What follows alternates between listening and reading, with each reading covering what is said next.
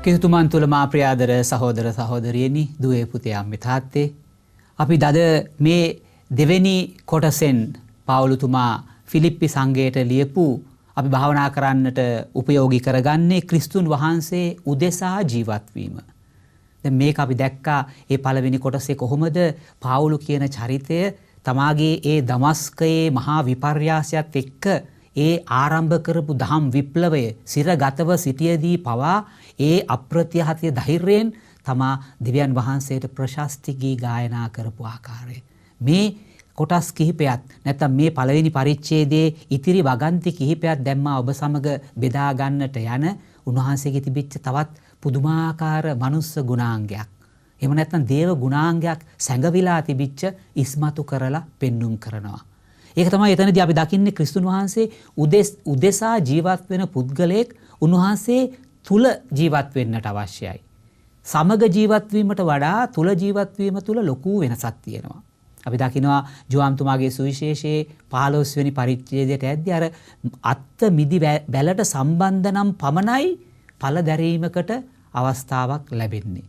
ඒ පළදැරීම ලබා ගන්නට නම් ඒ අත්ත මිදිවැල තුල සම්බන්ධතාවයේ තියෙන්නට ඕනේ. එහෙමනම් ඔබ මම ස්වාමින් වහන්සේ තුල සිටිද්දී අපට ඕනම දෙයක් කරගන්නට පුළුවන් වෙනවා. ඒ නිසා අපිට පුළුවන් නම් පාවුලුතුමා මෙන් එදා ෆිලිප්පි සංඝයට වේදනාත්මකව ජීවත් වෙච්ච එමත් නැත්නම් බැටළු හම් පොරවගත්තු වෘකයන් වගේ ජීවත් වෙච්ච මිනිස්සු තමාගේම ඉගෙනගෙන දහමෙන්ම පෝෂණය වෙච්ච සමහරක් දෙනෙක් උන්වහන්සේට එරෙහිව නැගී සිටිද්දී උන්වහන්සේ කොහොමද මේ කිසිත් නොදන්න පුද්ගලයෙකු වගේ ඔවුන්ටම ප්‍රේම කරන්නේ ඔවුන්ටම පෙරලා ප්‍රතිප්‍රේමය දක්වන්නේ මේක තමයි අර වෙනස අර පරිවර්තනය අර අපි කියනවා change එක without change there is no growth කියලා ඉංග්‍රීසියෙන් කියනවා. ඒ කියන්නේ මේ වෙනස් වෙන්නේ නැතිව කිසිම පුද්ගලයෙකුට දියුණුවක් ලබා ගන්නට බෑ. අපි මොනියම් ආකාරයකෝ වෙනසකට භාජනය විය යුතුයි. අපි සමහර වෙලාවට හොඳ පැත්තට වෙනස් වුණොත් ඒ පුද්ගලයා ජීවිතේ ඉහළටම යනවා. ඒ වගේම තමයි අනිත් පැත්ත. නරක පැත්තට වෙනස් වුණොත් අර ලස්සනට හැදීගෙන වැඩිගෙන එන පුද්ගලයෝ මහා ආගාදයට යන අවස්ථා අපි දැකලා ඇති. සමහර වෙලාවටම අපේම මේ සම්බල අපේම පවුල්වල මෙවැනි පුද්ගලයෝ ඉන්නටත් පුළුවන්. නමුත් අපි උත්සාහ කරමු ස්වාමින් වහන්සේ නැවති මෙහි වෘක්ෂය තුල රැඳී සිට උන්වහන්සේගෙන්ම ඵලදාව ලබාගෙන උන්වහන්සේ අද මේ පාවුලුතුමාගේ මුඛයෙන් ඒ සංඝය ශක්තිමත් කරන ආකාරයට ඔබට මට අර මං කලින් කිව්වා වගේ ලෝකතුමාගේ සුවිශේෂී 10 වෙනි වගන්ති උන්වහන්සේ ඔබව මාව අද අපේ බෞතිස්ම ස්නාපනය තුල උන්වහන්සේ ඔබ සියලු දෙනාවම ආලේප කරලා තියෙනවා. මේ දහම් විප්ලවයේ පෙරලිකාරයක් කාර්යයක් කරන්නට. ඒ නිසා මේ ධර්ම දූතයෙක් වෙන්නට නම් ස්වාමීන් වහන්සේ අපට ඒ බෞතිස්මය ස්ථානය තුලින්ම ස්නාපනය තුලින්ම දීලා තියෙන මේ ශක්තිය මේ ටැලන්තුව අපි අරගෙන යමු මිනිස්සු අතරට. එනිසා මේ පුංචි වදනත් එක්කම කොහොමද අපි මේ පාවුලුගේ චරිතය උන්වහන්සේ මිනිස්සුන්ට දුන්නේ අපි දැන් මේ කියවන්නට යන වගන්ති කීපෙන් ඔබට දැනෙයි මේ පාවුලුතුමා තුල තිබිච්ච මහා බලවන්තම ස්පිරිචුවැලිටි එක මේ දේව ධර්මික දිග හැරීම මොනතරම් සුමට ලෙස මිනිස්සුන්ගේ ජීවිතවලට වැදෙන්නට කතා කළාද කියලා. දැන් අපි ඒ පාවුලුතුමාගේ ඒ පළවෙනි පරිච්ඡේදයේ 14 සිට 18 වෙනි වගන්ති වලට සවන් යොමු කරමු. මාගේ සිර අඩස්සි වීම හේතු කොටගෙන කිතුණු සහෝදරයන්ගෙන් වැඩි දෙනෙක් ධෛර්ය ලැබ දේව වචනය අභීතව ප්‍රකාශ කිරීමට අධික ලෙස නිර්භීතව සිටිති. සමහරු ඊර්ෂ්‍යාවෙන් හා විරුද්ධවාදී කමින්ද සමහරු හොඳ හිතින්ද ක්‍රිස්තුන් වහන්සේ ප්‍රකාශ කරති. පසුව කී අය මා සිරගතව සිටින්නේ සුභාසන ආරක්ෂා කිරීමට බව දැන ප්‍රේමයෙන්ද මුලින් කී අය මා සිරගත වී සිටින විට වඩාත් කරදර ඇති කරවීමේ අදහසින් අවංක ලෙස නොව ආත්මාර්ථකාමී චේතනාවෙන්ද ක්‍රිස්තුන් වහන්සේ ප්‍රකාශ කරති. කෙසේ වුවත් කමක් නැත. වංක ලෙස වේවා අවංක ලෙස වේවා හැම අයුරින්ම ක්‍රිස්තුන් වහන්සේ දේශනා කරනු ලබන බැවින් ඒ ගැන ප්‍රීති වෙමි මතුද ප්‍රීති වන්නෙමි. දැන් බලන්න උන්වහන්සේගේ මේ 14 වෙනි 18 වෙනි වගන්තිය පළවෙනි පරිච්ඡේදයේ මොනම ආකාරයකින් හෝ අවංකව හෝ වේවා වංකව හෝ වේවා ස්වාමින් වහන්සේ ගැන දේශනා කරනවා නම් ඒකම ඇති මට ප්‍රීති වෙන්න. දැන් කොට්ටාශ දෙකක් ඉන්නවා. උන්වහන්සේ ගැන අවංකව මනස්ථාපනයෙන් යම්කිසි ජීවිත වෙනසක් වෙන්නට ඕනේ කියලා ඒ බලාපොරොත්තුවෙන් දේශනා කරන අයත් ඒ වගේම යම්කිසි විදියක වාසියක් ලබා ගන්නට තමුන්ගේ පැත්තට යමක් අපි දකිනවා මේ වගේ අය අපගේ දේශපාලන වේදිකාවන් වල වරදාන ලබා ගන්නට අවස්ථාවන් හොයාගෙන තමාගේ අපි ආගමිකයි කියලා පෙන්නලා තමුන්ට අවශ්‍ය කරන ඒ සහයෝගය ලැබුණට පස්සේ මොකද වෙන්නේ? අවාසනාවකට වගේ අපේ රටේ සමහර අයට වෙලා තියෙන්නේ එකයි. මේ හොඳ කතෝලිකයෝ ඉපදිලා තියෙන්නේ හොඳ කතෝලික පවුල් වලින් අපේ ආදි මුතුන් මිත්තෝ දෙමාපියන්ගේ පෝෂණය ලැබලා හැබැයි මේ වගේ ආත්මාර්ථකාමී දේවල් හොයාගෙන ගිහිල්ලා තමාගේ මේ ලස්සන දහම ඒ ලැබිච්ච පෝෂණය ඕන් නැති කරගෙන වෙන වෙන පැතිවලට යන අවස්ථා අනන්තයි අප්‍රමාණයි. නමුත් මෙතනදී මේ පළවෙනි පරිච්ඡේදය අපි දැන් කියවපු 14 සිට 18 දක්වා පාවුලතුමා කියන්නේ මොකද්ද? උන්වහන්සේ සිරගත වුණත් ඒ සිරගත වෙන්නට හේතුපාදක කරදර අභියෝග එන්නම තමයි මම හිතන්නේ පාවුලතුමාගේ ජීවිතය ශක්තිමත් වුණේ. අපි දකිනවානේ පළමුවෙනි දෙවෙනි තුන්වෙනි ශතවර්ෂවල කොයිතරම් කිතුණු සභාවට තර්ජන ගර්ජන අභියෝගවලට මුහුණ දෙන්න සිදු වුණාද? ඒ වගේම අපි ඉතිහාසයේ කියවගෙන යද්දී ගොඩාක් ප්‍රාණ පරිත්‍යාගවරු සභාවට ඊ타ත්ම ප්‍රබල යුග පුරුෂයන් බිහි වෙන්නේ මෙන්න මේ කාල වකවානු තුනයි. පළවෙනි දෙවෙනි තුන්වෙනි ශතවර්ෂ තුල අපි දකිනවා බොහෝ විට මොකද ජීවිත පූජා කිරීමේ ඒ ආශාව ඕන එක්තරා විදියක තමාගේ ජීවිතයට ඇතුළු කරගෙන උදාහරණයක් හැටියට අපි දකිනවා සෙබස්ටියන් මුනින්ද්‍රයා උන්වහන්සේ මිලානෝ නුවර ඉපදුනා. හැබැයි උන්වහන්සේ දැක්කා තමාගේ ජීවිතයේ මොනවා හරි මම දෙවියන් වහන්සේ ජේසුස් වහන්සේ වෙනුවෙන් කරන්නට ඕනේ. හොඳ වීරෝදාර සෙබලෙක්. හැබැයි උන්වහන්සේට දැනුණා මේ ප්‍රාණ පරිත්‍යාග වීම තරම්ම ප්‍රබල ලෙස ඒ උන්වහන්සේ හිටපු ස්ථානයේ සිදු වුණේ නැහැ. ඊට පස්සේ මොකද්ද කරන්නේ? දැඩි අභියෝගයක් අරගෙන මේ සෙබස්ටියන් කියන තරුණ වීරෝදාර සොල්දාදුවා මිලානෝ කියන නුවර ඉඳලා යනවා රෝම පුරවරයට. දැන් බලන්න මේ ඒ කාලේ හිටපු මේ දෙවෙනි ශතවර්ෂයේ හිටපු මේ වගේ යුග පුරුෂයෝ අපි සුද්ධවන්තයක් හැටියට අද ඉතාමත් මුළු ලංකාවම බොහොම භාග්යෙන් ගෞරවාදාරයට පත් කරන මේ ශ්‍රේෂ්ඨ මුනිවරයා ශුද්ධෝ සෙබස්ටියන් මුනින්ද්‍රයා උන්වහන්සේ හොයාගෙන යන්නේ මොනවද? මුදල්ද? නම්බුවද? ගරු බාහිර තමුන්ට ලැබෙන්නට ඕනේ ගෞරවයක් ගැන නෙමෙයි මේ උන්වහන්සේගේ ජීවිත කතාව දිගහැරෙන්නේ. මරණය හොයාගෙන යනවා. පරිත්‍යාග කරන්නේ කොහොමද කියලා දේ හොයාගෙන යනවා. ප්‍රාණ පරිත්‍යාගවරයෙකු වීම දෙවියන් වහන්සේට කරන්නට පුළුවන් ලොකුම පරිත්‍යාගය කියන දේ ඒ පුද්ගලයා දැනහුන්න නිසා තමයි තමාගේ ගම රට අතහැරලා හොයාගෙන යනවා මරණය. අවසානයේ යෝගී ජීවිත කතාව කියද්දී අපි දකිනවා මේ කොච්චර වරදාන ලැබෙන්නට අවස්ථාවක් ලැබුණත් දෙනවයි කියලා පොරොන්දු වුණත් අධිරාජ්‍ය විසින් ඔය සියල්ලම ප්‍රතික්ෂේප කළා. දෙවියන් වෙනුවෙන් තියෙන විශ්වාසය උන්වහන්සේ වෙනුවෙන් මම අර කලින් කිව්වා වගේ දහම ප්‍රකාශ කරන්නට තියෙනවා නම් මට මේ කිසිම දෙයක් අවශ්‍ය නැහැ. මේක තමයි සැබෑ ජීවිතේ අප ලබා ගත යුතු ආශිර්වාදය. මම අර කලින් කිව්වා වගේ මේ නූතන යුගයේ ඉන්න භාග්‍යවන්තයා කාලෝ කියන භාග්‍යවන්තයා කියුට්ස් කාලෝ අපේ ජීවිතයට පුදුමාකාර අභියෝගයක්. ඕ කියනවා මේ හයිවේ එකක් ගැන කතා කරනවා. Eucharist is the highway to heaven. ඒක නිකම් අතුරු මාවතක් නෙමෙයි, පුංචි මුඩුක්කු පාරක් නෙමෙයි, ලොකු කාපට් දාපු වේගවත් පාරක්. දැන් අපි දැන් හදනවා අධිවේගී පාරක්. දැන් උන්වහන්සේ කියන්නේ මොකද්ද? දිව්‍ය සප්‍රසාදය අති ශ්‍රී ශුද්ධ වූ දිව්‍ය සප්‍රසාදය තමයි ස්වර්ගයට යන්න තියෙන ලොකුම මාවත. නැත්තම් අධිවේගී මාවත. ඒ නිසා උන්වහන්සේ ඒ හැම දුකක්ම වේදනාවක්ම විඳ දරාගත්තේ ස්වාමීන් වහන්සේ පෙන්වන මේ අධිවේගී මාර්ගය ඔස්සේ ස්වාමීන් වහන්සේට යමක් කරන්න. මේක තමයි පාවුලතුමාගේ චින්තනය. මේක තමයි පාවුලතුමා සිරගත වුණත් මේ සංඝයට දෙන්නා වූ බලය, අදෘශ්‍යමාන බලය. මේ වගේම තමයි අපි දකිනවා පුරාණ ගිවිසුමේන ජෙරමියස් කියන දිවැසිවරයා. උන්වහන්සේගේ පළවෙනි පරිච්ඡේදයේම උන්වහන්සේව තෝරාගද්දී මෞකුස සිටදීම මම ඔබව තෝරාගත්තෙමි. තෝරාගෙන දිවැසිවරයෙක් හැටියට පත් කළයි කියලා උන්වහන්සේ එක්තරා විදියක මේ දිවැසිවරයා ඉපදෙන්නත් ඉස්සෙල්ලම ඔහු මෞකුස සූදානම් කරනවා.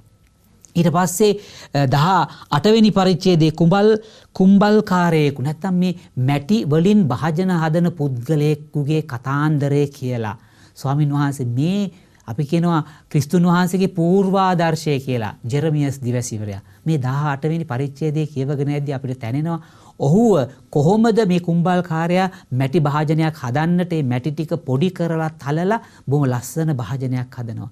ඊට පස්සේ මොකද වෙන්නේ? මේ භාජනයේ තමාගේ හිතේ තියෙන බදුන වගේ ආවේ නැත්නම් ඒක ආයේ පොඩි කරලා නැවතත් භාජනය ගොඩ නගනවා. අන්න ඒ වගේ තමයි දෙවියන් වහන්සේ තෝරාගත්තු මේ පුංචි දරුවා. සමහරට ඔහු කියන මම බාලයෙක්, මට මේ දේ කරන්න බෑ කියලා ප්‍රතික්ෂේප කරනවා. නමුත් ඔහුවම තෝරගෙන දෙවියන් වහන්සේගේ වචනවලට ඔහු අනුගත කරනවා. ඊට පස්සේ 20 වෙනි වගන්තියට එද්දී මේ ඔහුගේ අඳෝනාව නැවතත් ඇහෙනවා. ස්වාමිනී, ඔබ වහන්සේට මම කිව්වා මට මේ දේ කරන්න බෑ, මම ගොඩාක් දුක් විඳිනවා, මිනිස්සු මාව වලක දාලා මරන්න හදනවා, ඔබ වහන්සේ කොහෙද?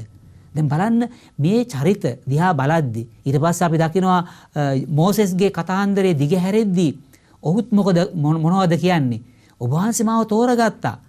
මේ මහා ජනතාවක් ලක්ෂ 6කට ආසන්න ජනතාවක් ඒ පාරාවෝගේ දැඩි ග්‍රහණයෙන් කිරියෙන් පැණියෙන් උතුරන දේශයකට ගෙනියන්නට මම බැහැයි කියද්දි මම මිනි මරලා මිදියන් දේශයට ගිහිල්ලා ජෙත්‍රෝගේ ඒ බැටළු රැළ බලාගෙන ඉද්දි මම බැහැයි කිව්වා. මොකද මං කොහොමද අර මිනි මරපු ඒ ස්ථානයට ගිහිල්ලා ඒ අධිරාජ්‍ය ළඟට ගිහිල්ලා මගේ ජීවිතේ පූජා කරන්නේ.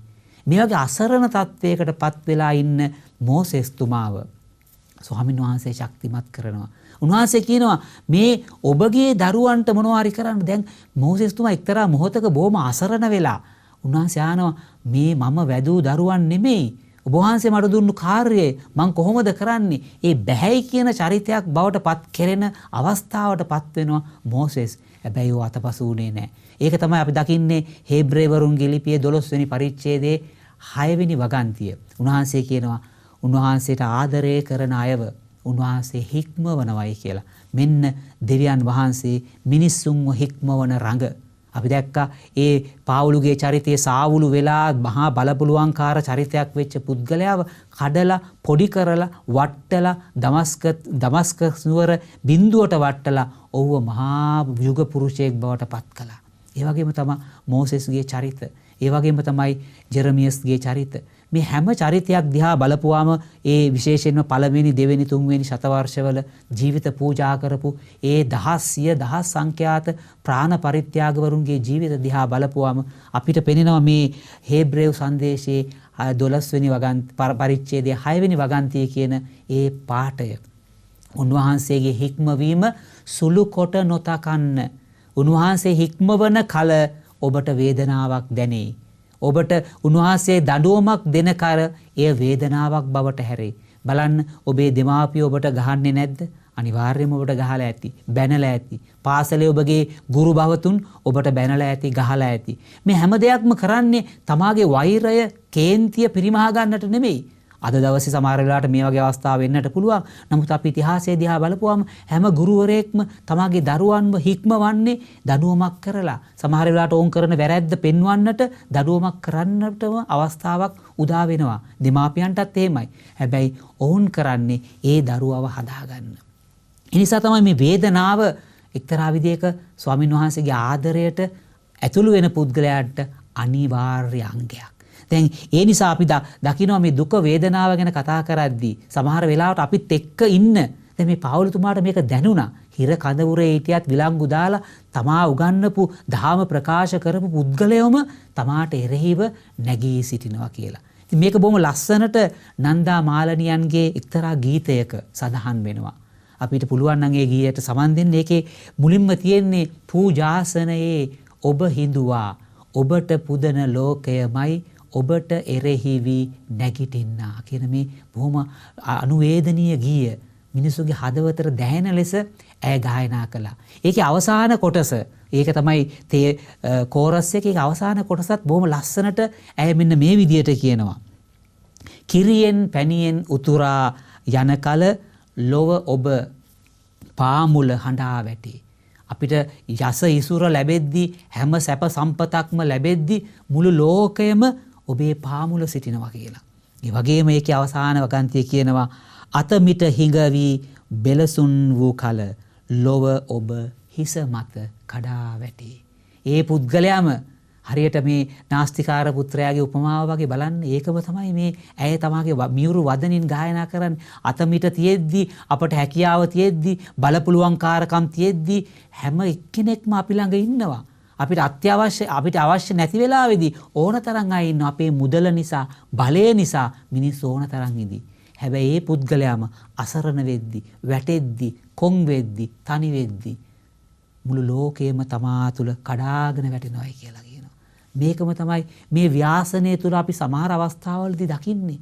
මේ ව්‍යාසනයෙන් උත්පල වෙච්ච සමහර අය සමහර වෙලාවට අපේ පවුල්වලම ඉන්නට පුළුවන්. අපේ මීසමේම ඉන්නට පුළුවන්. බලන්න එහෙම පුද්ගලයෙක් මේ කොරෝනා වෛරසයට ආසාදනය වෙලා ඒ සුවපත් වෙලා ගෙදරට ආවයින් පස්සේ මොකද කරන්නේ? අපි කී දෙනෙක් නම් ඒ පුද්ගලයාව ප්‍රතික්ෂේප කරනවාද? මෙන්න ලෙඩෙක් කෙනා මෙන්න හරියට මිනී මරලා හිර කඳවුරකට ගිහිල්ලා එන පුද්ගලයෙක් වගේ තමයි එයාව බලන්නේ.